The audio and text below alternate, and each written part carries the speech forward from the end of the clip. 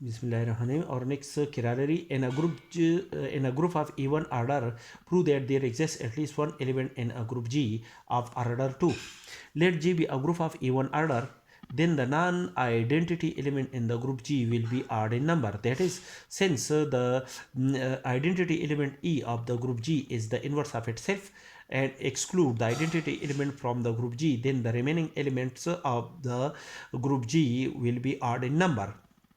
These elements are the non-identity elements of the group G.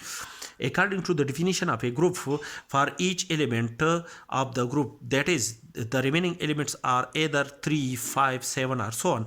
If there are 3 elements, the remaining elements are the 3 elements, that is A, B, C. Then according to the definition of a group, for each element X belong to the group G, there exists the inverse element in the group G.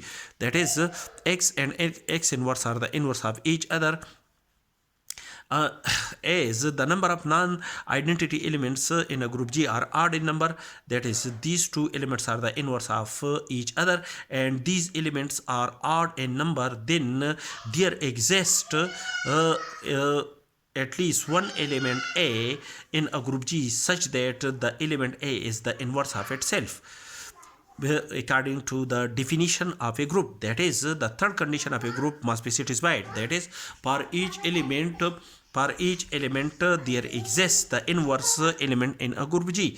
Therefore, this element is the inverse of itself. That is, A inverse is equal to A.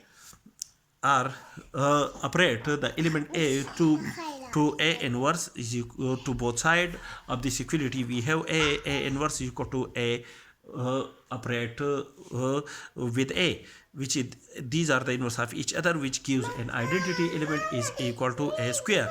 That is, the order of this element A is 2, which we have to prove.